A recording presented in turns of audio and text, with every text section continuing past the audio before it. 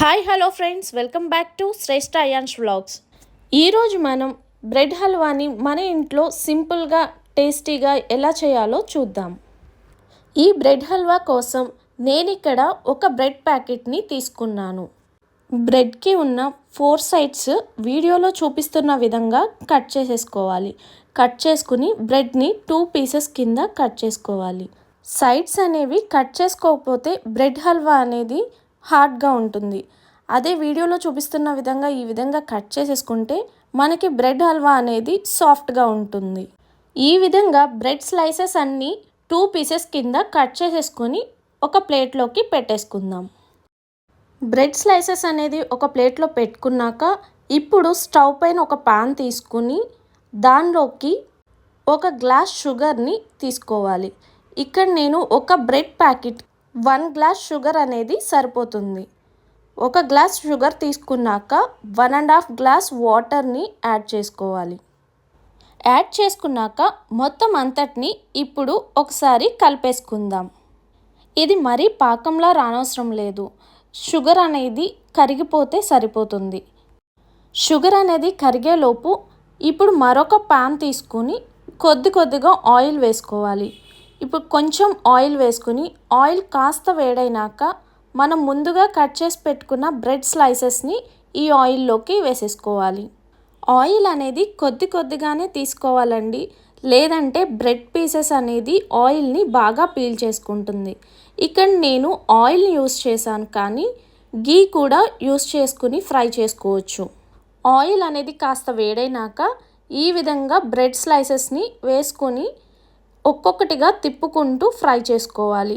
Medium ఫ్లేమ్లో పెట్టుకుంటే bread అనేది ఈ కలర్లోకి వస్తుంది. ఇప్పుడు ఫ్రై చేసుకునేటప్పుడు బ్రెడ్ స్లైసెస్ అనేది మరీ కలర్ వచ్చేస్తే మన బ్రెడ్ హల్వా అదే కలర్లో ఉంటుంది. సో కాస్త బ్రౌన్ కలర్ వచ్చేంత వరకు ఫ్రై చేసుకుంటే మన బ్రెడ్ హల్వా చాలా మంచి కలర్ ఉంటుంది.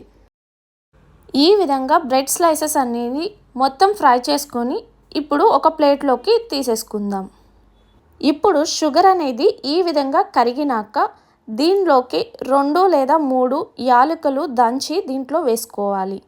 వేసుకున్నాక ముందుగా ఫ్రై చేసి పెట్టుకున్న బ్రెడ్ స్లైసెస్ని దీంట్లోకి వేసేసుకోవాలి.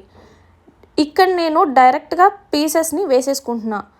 మనకి ఇంకా ఈజీగా కావాలి అనుకుంటే బ్రెడ్ స్లైసెస్ అనేది చల్లారినాక చిన్న ముక్కల కింద కట్ చేసుకుని వేసుకోవచ్చు.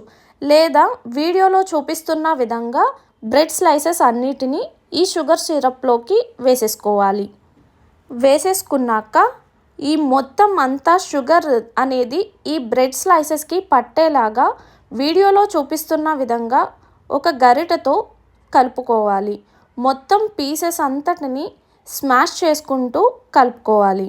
ఈ విధంగా కలుపుకుంటూ ఇప్పుడు దీనిలోకి 2 టేబుల్ స్పూన్ నెయ్యిని యాడ్ చేసుకోవాలి. నెయ్యి వేసుకొని ఒకసారి మళ్ళీ మొత్తం కలిసేలాగా కలుపుకోవాలి. వీడియోలో చూపిస్తున్న విధంగా మొత్తం అంతటినీ కలిపినాక ఇప్పుడు ఒక అరకప్పు పాలు యాడ్ చేసుకోవచ్చు. ఇక్కడ నేను యాడ్ చేసుకోలేదు, మనకి కావాలి అనుకుంటే పోసుకోవచ్చు. ఈ విధంగా బ్రెడ్ హల్వాని చేసుకున్నాక ఇప్పుడు మరొక పాన్ తీసుకొని దాంట్లోకి ఒక 3 లేదా 4 టేబుల్ స్పూన్ల నెయ్యిని యాడ్ చేసుకోవాలి.